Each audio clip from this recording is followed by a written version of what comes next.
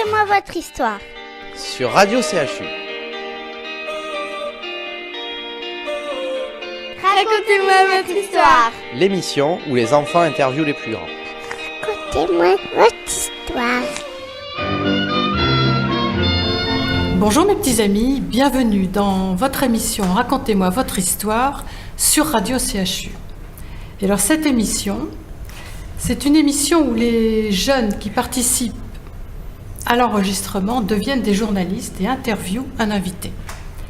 Et aujourd'hui, nous avons un invité, mais ça peut être une invitée, voire deux. Il m'est même arrivé d'avoir même jusqu'à 3 invités en même temps. Et alors nous avons une journaliste qui s'appelle... Elisa. Bonjour Elisa, tu es contente d'être là ? Oui. Qui est à côté de toi ? Maman. Ta maman, très bien, mais ta maman pourra poser des questions également. Et nous avons une jeune fille qui s'appelle... Bonjour Asma. Bonjour Asma. Bonjour. Toi aussi tu es ravie d'être là ? Oui. Très bien, tu as également ta maman. Oui, je suis Puis accompagnée. nous avons également de la famille derrière d'Elisa. Une mamie, je suppose, et une tante. Voilà, c'est parfait. Et nous avons un invité qui s'appelle... Hamid. Salut Hamid. Salut. Ravi de t'avoir. Alors, dis-nous ce que tu fais très vite, parce que Alors tu vas moi répondre. je suis danseur chorégraphe, donc j'aime la danse et voilà, c'est mon métier. C'est mon métier depuis de longues années. Super. Alors, qui veut poser la première question ? Allez, à toi, Asmaël. Quelle sorte de danse?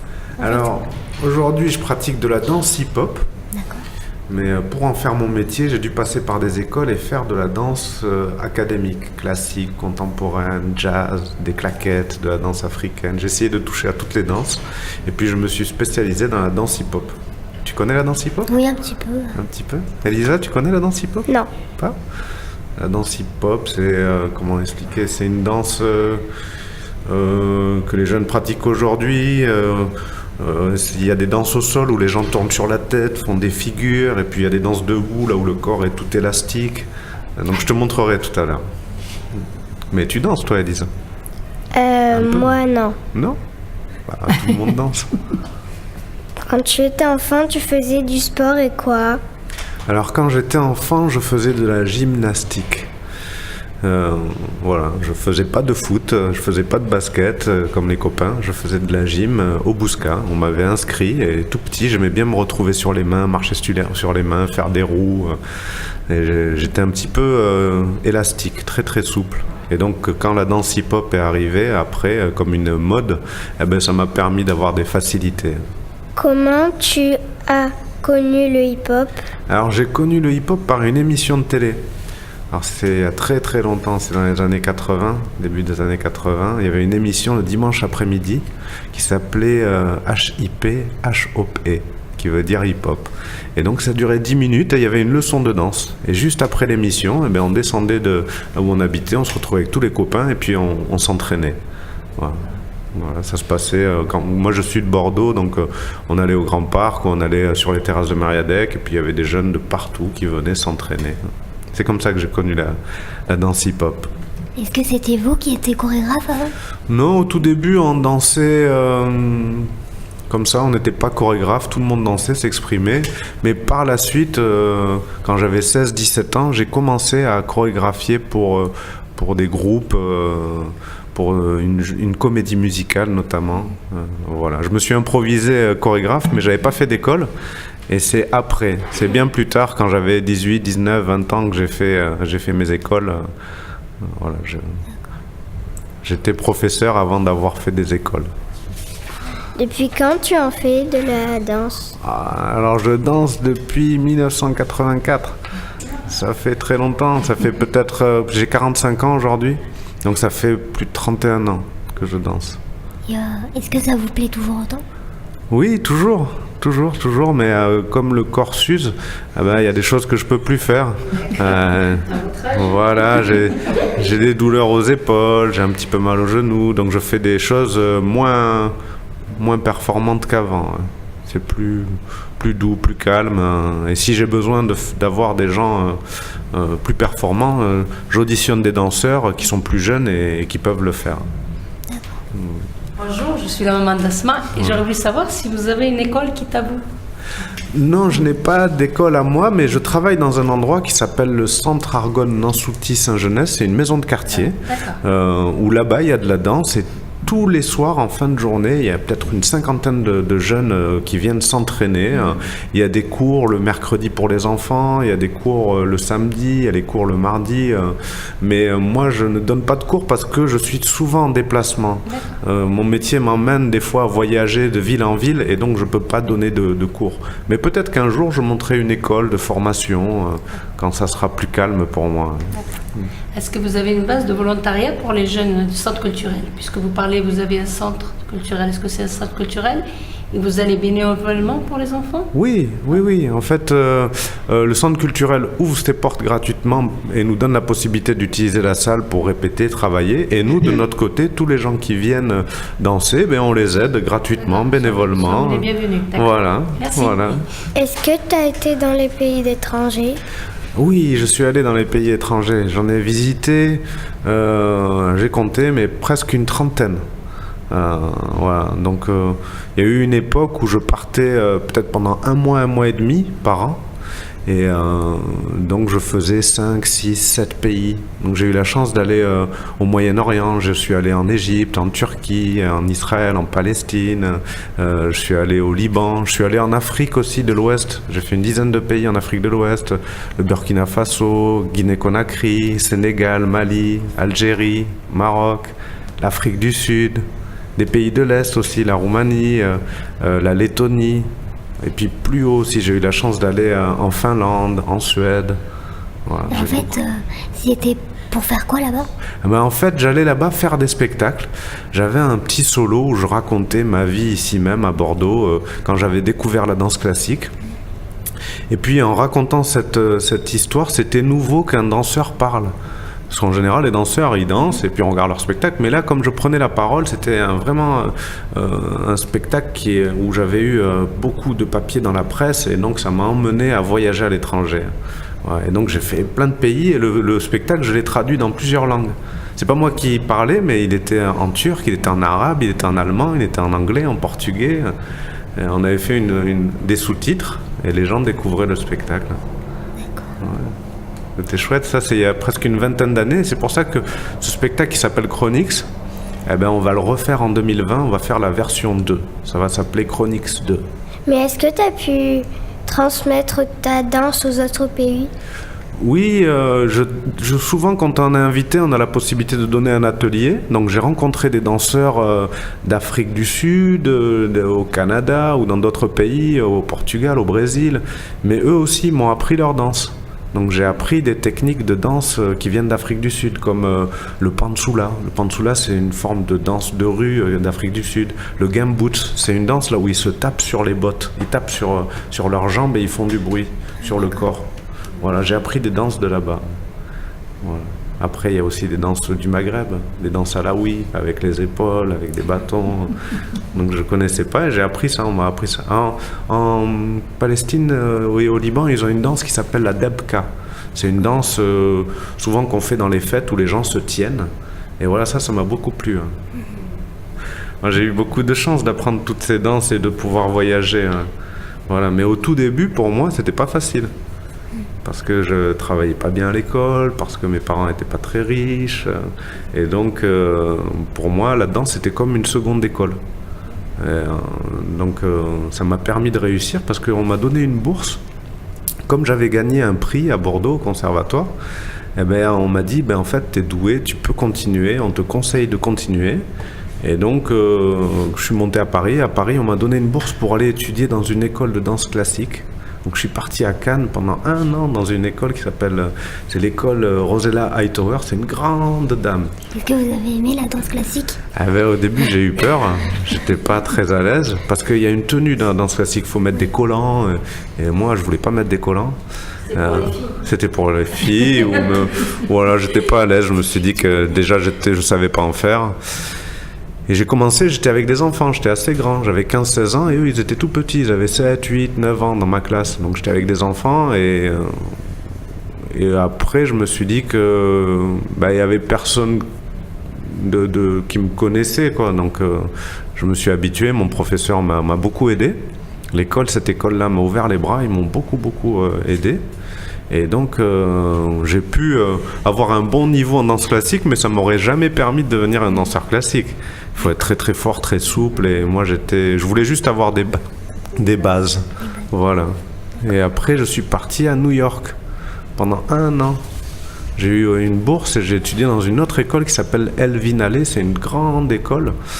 Et donc c'était génial, quoi. Arriver là-bas à New York, 1 année, se débrouiller, trouver un appartement, ouvrir l'électricité, l'eau, le gaz, aller faire ses cours, prendre des cartes de métro, visiter Manhattan. En tout, vous avez fait combien d'écoles? D'écoles, j'en ai fait... les grandes écoles, j'en ai fait 2 grandes. J'ai fait Rosa Hightower et Elvin Alley. Après, les autres, je prenais des cours ou j'allais au conservatoire.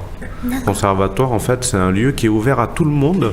Il faut passer une audition, mais c'est accessible à tous. Il donne la possibilité d'apprendre la musique, la danse, le théâtre. C'est la ville qui participe à ça.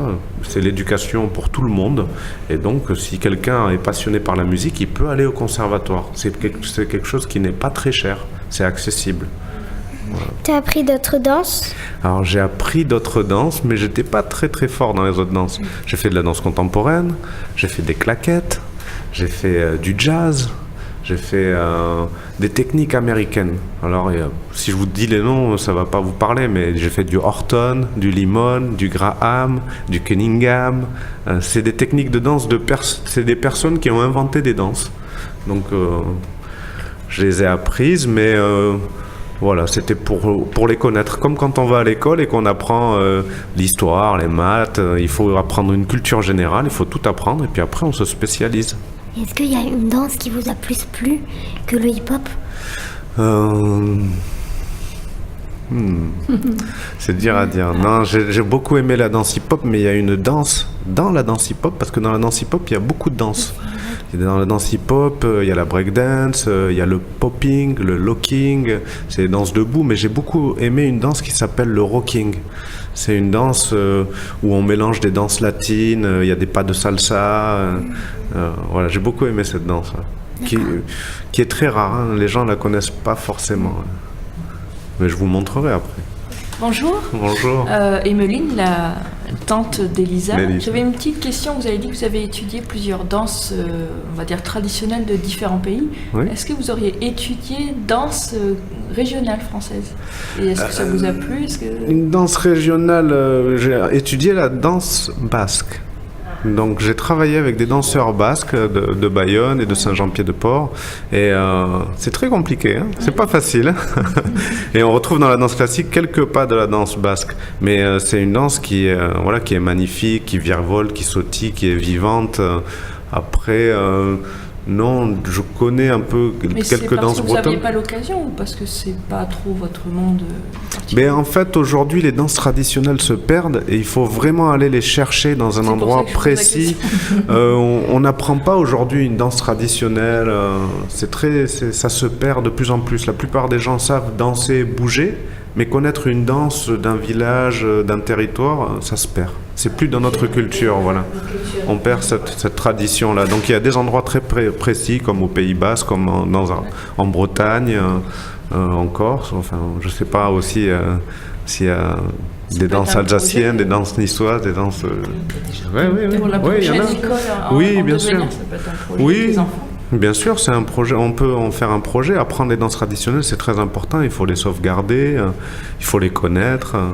Je reviens sur les danses classiques, nos danses culturelles qu'on apprend à l'école. Étant petite, j'ai appris, c'est vrai, je ne sais pas tous les noms, mais les noms qu'on apprenait en primaire.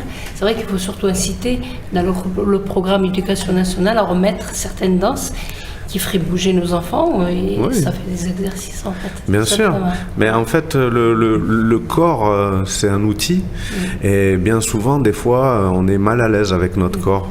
Il faut qu'on apprenne à le connaître, donc c'est pour ça que faire des exercices, faire du sport, faire de la danse, ça nous apprend à le contrôler, à voir si on est adroit avec nos bras, avec nos jambes, si on n'est pas dyslexique, le bras droit, bras gauche, s'en servir. Parce qu'avec la danse, on peut dire des messages, on peut dessiner, on peut faire des choses. T'as fait des chorégraphies pour qui? Alors j'ai fait des chorégraphies pour des ballets, pour le ballet de l'Opéra de Bordeaux, ça c'était en 2015, pour les 4 tendances. J'ai fait aussi pour les ballets de Lorraine. C'était quoi pour l'Opéra de Bordeaux? Alors pour l'Opéra de Bordeaux, j'ai fait un hommage à Bachung, c'était sur des musiques de Bachung avec des musiciens rock, des guitaristes en live, et ça s'appelait Au-delà des grands espaces. Voilà, parce qu'il avait une chanson qui s'appelait Les Grands Espaces, un album qui s'appelait Les Grands Espaces, plutôt une chanson. Et donc j'ai dédié cette chorégraphie avec 10 danseurs du ballet classique de Bordeaux. Donc j'ai chorégraphié des danseurs classiques. Voilà, c'était une belle expérience. Et je l'ai fait aussi avec les ballets de Lorraine. Ouais. Mais j'ai pu le faire parce que je connaissais un peu la danse classique. Mais c'était chouette, ouais, c'était bien. La compagnie hors série, c'est quoi? Alors la compagnie hors série, c'est une compagnie que j'ai créée en 2000. Donc voilà, en 94, j'avais une compagnie qui s'appelait Révolution, mais c'était un collectif, on était plusieurs, tout le monde dirigeait. Et puis après, on s'est séparés, et moi j'ai monté ma compagnie qui s'appelle Hors série. C'était hors série, ça veut dire spécial, différent. Je voulais être en dehors de ce qui se faisait. Donc je voulais parler dans mes spectacles. C'est ce que j'ai fait. Donc aujourd'hui, ouais, la compagnie hors série, elle a 18 ans et elle est installée à Bordeaux. J'ai mes bureaux, j'ai une petite équipe qui travaille. Voilà, on est 3-4. Et puis des fois, quand il y a une grosse activité, on est 10, 15, 20, quand on a beaucoup de travail. Tu les fais où tes spectacles? Alors mes spectacles, bien souvent, je commence à trouver les idées à Bordeaux. Mais après, je suis emmené à partir pour finir les spectacles dans d'autres villes. Donc je vais souvent à La Rochelle, je vais souvent, à une époque, j'allais à l'Île de Ré, je vais aussi à Strasbourg, au CDC, à Pôle Sud. Je vais souvent dans une ville qui est en région parisienne qui s'appelle Tremblay en France, au Théâtre Louis Aragon, et donc je suis souvent là-bas. Mais souvent, quand on fait un spectacle, il est créé dans plusieurs villes. Mais on joue dans la région. Parce qu'autour de Bordeaux, il y a énormément de théâtres, peut-être plus d'une vingtaine. Quand on compte toutes les villes, la plupart des villes qui sont autour de Bordeaux ont tous un théâtre. Toi, Asma, tu es déjà montée sur une scène? Oui, mais pas pour danser. Pas pour danser? Non. Alors, c'était pour? Pour présenter. Ah oui. Pour faire une présentatrice un peu. Ah, c'est bien. Ouais. Pour chanter aussi. Et pas toute seule, mais... Et t'as eu le trac? Voilà, un peu. Un petit peu, hein? Oui. Ah oui. Et toi, Elisa? Moi, la Zumba, on a fait un spectacle, on était sur la scène. Et t'as pas eu peur? Non. Non, c'est bien. C'est drôlement bien. Eh oui. Ce sont déjà deux jeunes filles qui sont déjà montées sur scène. Ouais, bravo. Mais il n'y avait pas beaucoup de monde. Donc c'est pas Ça n'est grave. pas grave, ça. C'est pas C'est grave. pas grave. Et oui, c'est déjà un grand pas parce que il y a une peur que beaucoup de personnes ont, c'est de parler en public, de parler ou de danser en public. Et là, je vous vois vous parler, vous êtes très à l'aise, hein, donc c'est bien. Moi, ce serait de danser en public, par exemple, d'avoir le regard sur soi. Ça, je sais pas, il y a un trac quand même. Ouais, il y a un C'est une trac, pression, c'est en vrai. fait. Mais quand on s'est bien préparé, ben, la pression, elle s'enlève un peu. Il y a des techniques pour pouvoir y arriver. Au début, on s'entraîne dans une salle, et puis il y a quelqu'un qui vient nous voir, qui nous conseille, après 3 personnes, après 10, et après on va sur la scène. On peut pas y aller tout de suite comme ça, donc ça se prépare. Ouais. Moi, la danse classique, j'avais une prof qui parlait tout le temps du gala, alors ça m'a mis la trouille et je l'ai pas fait. T'as pas fait? Eh ben, c'est dommage. C'est vrai, ouais. Oui, c'est un rendez-vous important pour montrer le travail, mais c'est pas le plus important, le gala. Voilà, c'est ce qu'on fait quand on prend un cours au quotidien, et c'est ça qui est bien, d'être avec les copains, les copines, d'apprendre, même si on n'en fait pas notre métier, c'est d'essayer, Et tu de en voir fais qu'on est toujours? capable. Tu en fais toujours de la danse? Non, Non? parce Tu as que le ma temps. prof, elle était pas très gentille. Bah, tu pourras rencontrer d'autres Il y en a professeurs, il y en a d'autres, d'autres. Elle nous donnait des ordres en nous criant dessus. Oh, Ah oui, ça, c'est vrai que on peut avoir des personnes des fois qui veulent absolument réussir, que tout soit parfait, tout soit carré, il y a un ordre, il y a des règles. Mais bon, après on peut aller chercher un professeur qui crie pas. Ça existe, il y en a beaucoup des professeurs qui ne crient pas. Mais c'est vrai que dans la danse ou dans les métiers, c'est très... Oui, ça peut être strict, ça peut être... voilà, il y a un cadre à respecter. Bon, il faut le connaître. C'est qu'en fait, la prof, j'ai commencé, il y avait à peine quelques jours, j'avais l'impression que ça faisait quelques jours que je dansais et elle nous apprenait déjà le gala. Ouais, Elle allait trop vite en fait. Elle allait trop vite. Elle allait trop vite pour moi. Et oui. Est-ce que vous avez une passion? Est-ce que tu as une passion? Tu en as parlé tout à l'heure, t'aimes les chevaux, Lisa? Et moi, c'est l'équitation. L'équitation. Hein. Mais t'aurais pas peur de monter sur un cheval? Sur un poney? Sur un poney sans problème, Oui. mais en tout cas pas sur Urus. Donc Faut le choisir. Le Faut le poney. choisir. Voilà. Ah, ça peut aller très très vite.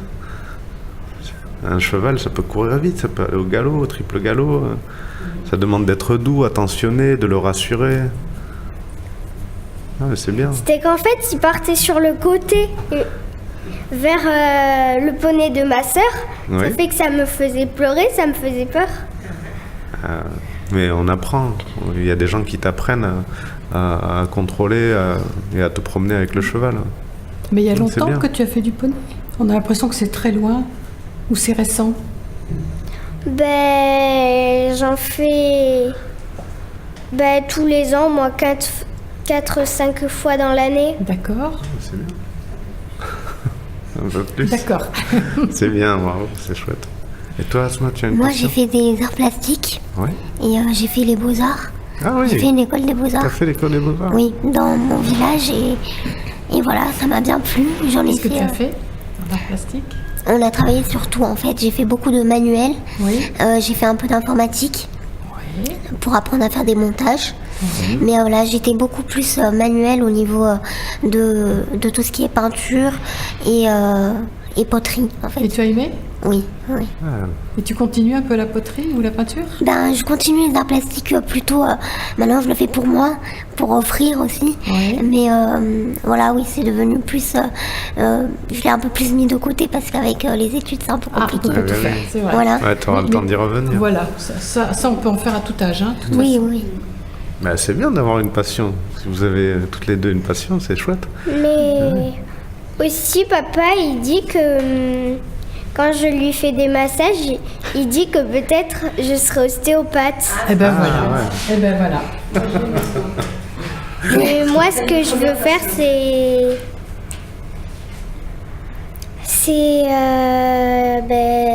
gérer mon club d'équitation, être une patronne. Oui, ça reste vraiment Ton C'est objectif. bien, c'est ton un beau idée, projet, ton hein. objectif. C'est un beau Tout à fait. projet, hein.